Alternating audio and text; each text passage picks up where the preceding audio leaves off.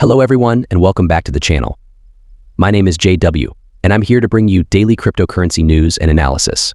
Today we'll be discussing Ripple and XRP along with the majority of cryptocurrency and finance. With that said, I hope everyone is having a beautiful day or night wherever you are. I've been noticing something really interesting, and maybe I'm just speculating, or maybe it's just a coincidence, but as I've already told you guys, I don't believe in coincidences in this space. About this space, and what do I mean by that? Well, I've been noticing a direct connection between what Ripple is announcing and what the BIs is also announcing. Back in May 2023, we witnessed the full announcement of Ripple's CBDC platform, which did include stablecoins.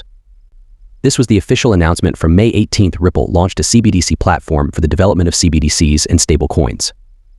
Now, this was fully focused on CBDC initiatives, and initially on this announcement, if you went over to the website and actually looked at the CBDC platform link, the original video was showing XRP as the center point of the CBDC and stablecoin transactions, also known as being the bridge. Money in between each of these exchanges, I understand. This is the private XRP ledger technology. However, XRP itself can still be used on a private or public ledger. It makes no difference.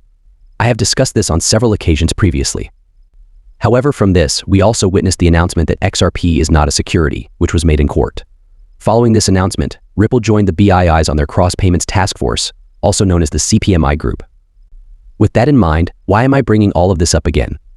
Well, in the few months that followed, you had May, July, and August. But we recently launched our own stable coin, one that is pegged to the US dollar on the XRP ledger on Ethereum.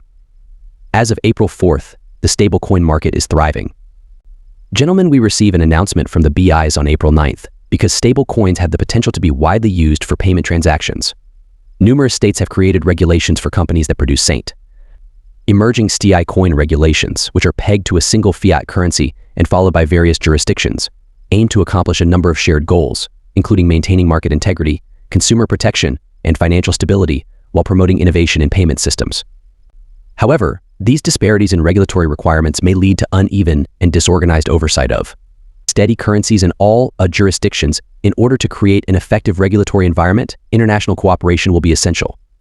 Let's go back to Ripple's original point of view. This will be completely compliant and regulated by Ripple, working with regulators to make it as compliant as possible. It is fully backed by US dollar deposits, US government bonds, and even cash equivalents. In terms of a stablecoin initiative, it is fully trusted and reliable. It will likely be positioned as one of the most dominant stablecoins in this market at the same exact moment that the US is currently discussing stablecoin regulations. The global community is currently progressing with stablecoin regulations and accelerating the underlying efforts. It's fascinating to note how all of this is happening at the same time, dating back to Ripple's CBDC and stablecoin initiative, which was followed by XRP not being a security, Ripple Jordan, the BI's Cross-Border Payments Task Force for cross-border payments, and much of what we are seeing with stablecoins is entirely focused on stablecoins with Prosper Payments over here. I've heard a lot of discussion about stablecoins, rules coming soon, and this is where the flowchart for correspondent banking payments is. Probably nothing major. Here are some explanations of how stablecoins might function even with cross-border payments. This is essentially just a flowchart of payments from correspondent banks, but here are some examples of digital currencies and cross-border settlement. The text discusses DT as the hub of this tech stack, and here are stablecoins for cross-border payments. This category includes two digital currencies, Stellar Lumen, a native cryptocurrency. Both Ripple and Stellar facilitate faster and more effective cross-border payments than correspondent banking, but Ripple is concentrated on enhancing cross-border settlement between international. The primary focus of banks and Stellars is serving the end user and the unbanked population. Meanwhile, Ripple makes it possible for multinational corporations to settle cross-border payments by transferring XRP through the Ripple network, producing on-demand liquidity. This will break down everything involved once more as we examine whether XRP is a stable coin. I believe that they're painting XRP and even XLM in the wrong light in this regard, but I still believe that when we examine what Ripple and Stellar are doing, they're entirely focused on stable coins to facilitate settlement between a stable coin for the euro and even a stable coin for the US dollar, and so on. However, each and every fiat currency will have its own stable coin, and you must still be able to settle US dollars to euros, and so on. In addition, we have this video from the BIs, which is actually the economic advisor. This video also makes a big point about subjective opinions. The singleness of money, as defined by the BIs, refers to the idea that all representations of a unit of account should trade at a discount, guaranteeing that there is no question regarding the parity of various several types of money in a system of money. This idea is essential to preserving a stable and trustworthy monetary system. where people can rely on the constancy of their money's value across various payment methods like bank deposits and possibly emerging new ones like stablecoins. This vision could be realized with the help of a bridge currency that prioritizes speed, security, and scalability. This would facilitate the transfer of value on a single ledger with almost instantaneous low-cost transactions across borders and between different currencies. As I mentioned earlier, the B has direct connections to Ripple and has openly discussed Ripple on numerous documents, so it's important to keep this in mind when we discuss the Waring. Are beginning to hear these discussions about this unified ledger? We're beginning to discuss various digital forms of money, and we're also witnessing regulatory movements surrounding stable coins globally at the same time that Ripple is launching a stable coin that could very well put it into a dominant position right alongside US dollar coins, as US dollar coins are the only other major regulated cryptocurrency in this market. Many people have issues with US dollar coins or DT, also known as Tether, which is again for the best because we've always known about Tether, which is kind of like, like a black box, if you will, surrounding a stable coin, but nevertheless. While I believe that Ripple is well positioned for this, pay close attention to this video from the BI's economic advisor and consider XRP, because it seems like they are discussing XRP without actually saying XRP to you. One of the key points of Thomas's comment was the idea that modern financial systems are this partnership between the central banks and private entities, like commercial banks that provide financial services. Thus, there is this division of labor between private and public entities. Do you see that as shifting both from the perspective of system governance and it is changing fundamentally? And I believe Thomas's comments were already very good at emphasizing why the central bank is necessary in the system, even though the private sector provides the majority of customer-facing services. This comes down to singleness of money, which is the guarantee that, regardless of the formal payment method you use, cash, electronic transfers ordered at the bank, or phone apps when I make a payment, it will be processed exactly at par. $1 is $1. A euro is a euro. 1 Swiss franc is equivalent to 1 Swiss franc plus. That's such a basic and well-known concept that we hardly ever consider it, but it's crucial to realize that this isn't guaranteed unless you have the central bank there. For example, when I transfer money to you, your bank credits your account rather than mine, because the central bank is the one that, in the background, debits and credits both of our banks, my bank and your bank, and consider an additional scenario in which the singleness would not hold. So let's say we have stable coins instead of.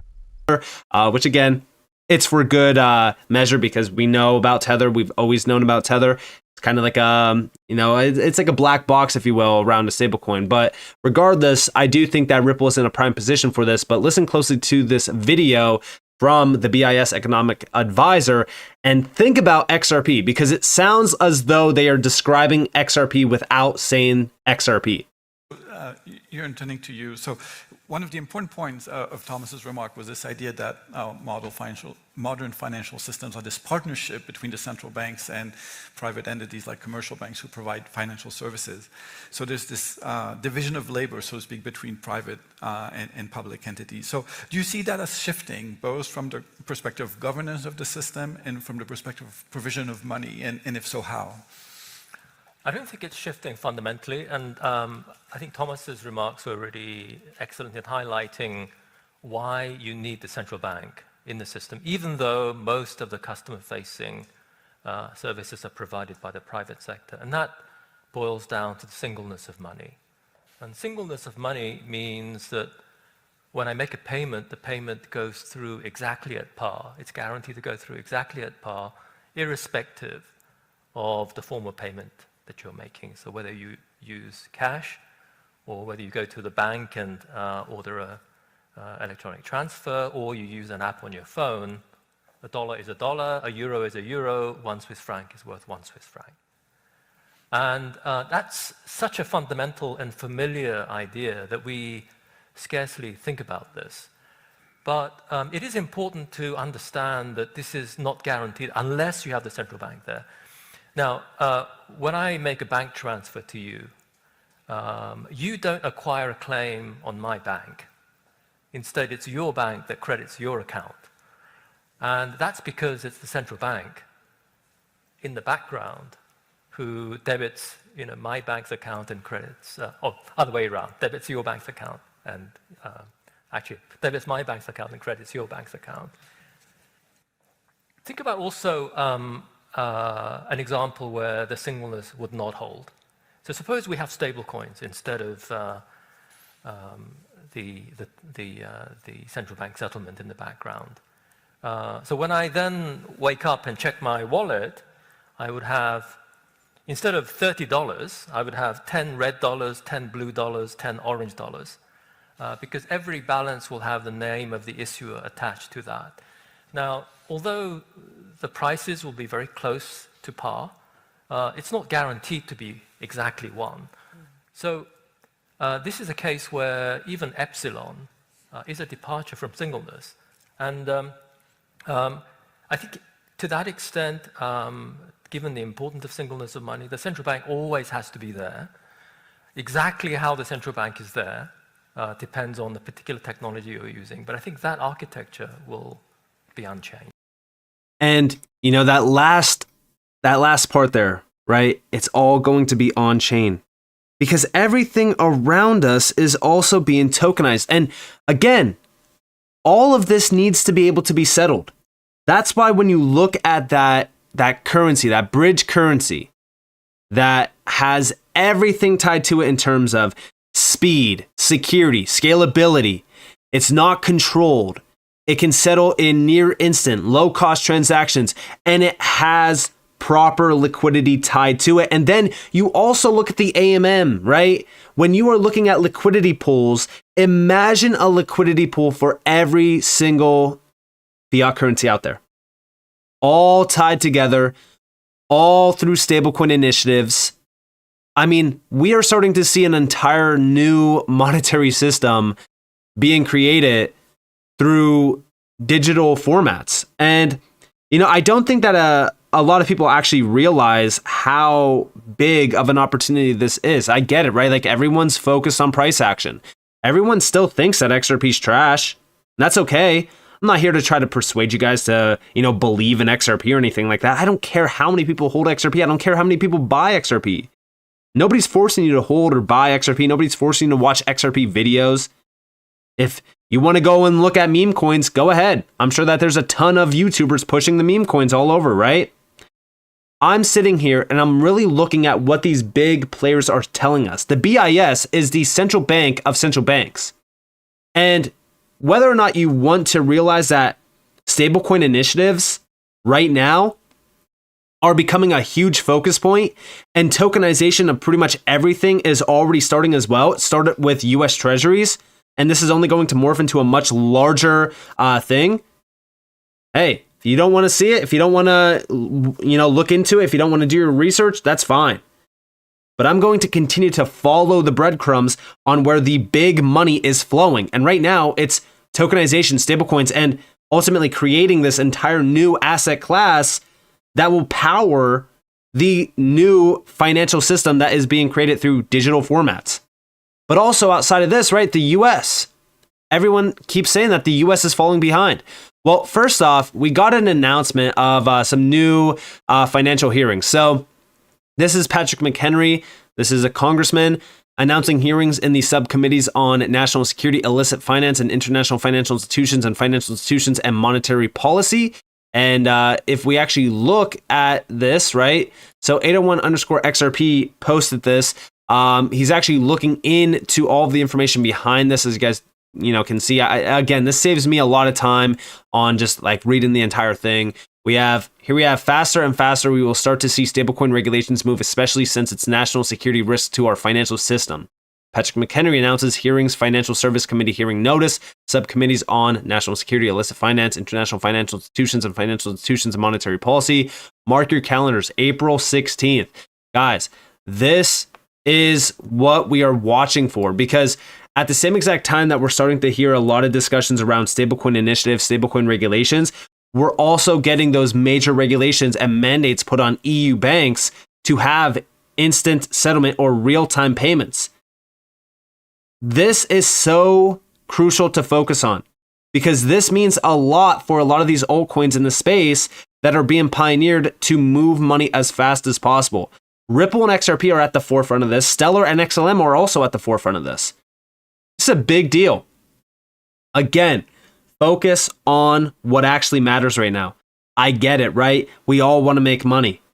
But the largest amount of money that will be made is by focusing on the big breadcrumbs, the infrastructure that is being put in place, regulations, standardization, it is the biggest obstacle to implementation.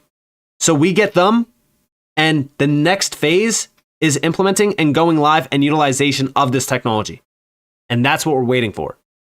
But again, I don't think that this is, a coincidence that, Ripple's launching all this stuff. XRP is getting cleared as not a security. They joined the BIS CPMI group at the same exact time, by the way, that they're still in the middle of a lawsuit with the SEC. Remember, their institutional sales are still up in question. But wait, they're joining the central bank of central banks in terms of their CPMI group with names like Swift on here, MasterCard, very large names like, even cross-border interbank payment system. Come on. You can't make this stuff up.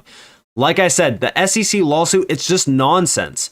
It's nonsense to make you focus on the fact that, XRP might be a security. XRP might be this. Ripple's still in the middle of that lawsuit, so I'm just gonna avoid Ripple at all costs. Like, it's all nonsense.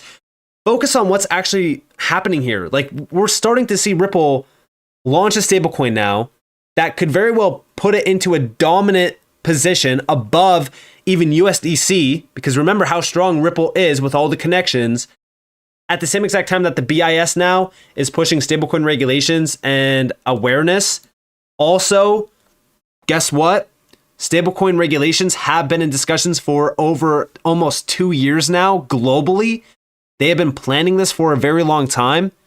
Guys, I think that we are getting very, very close to that end goal. All we have to wait for is regulations and standardization. That's it. So with that being said, I hope you guys enjoyed this video. If you guys did, definitely leave a like, subscribe, turn notifications on because of more free content. You guys are more than welcome to follow me on Twitter and join for Discord in the description below. And with that being said, guys, it's been Nick. Thanks for watching. Peace out.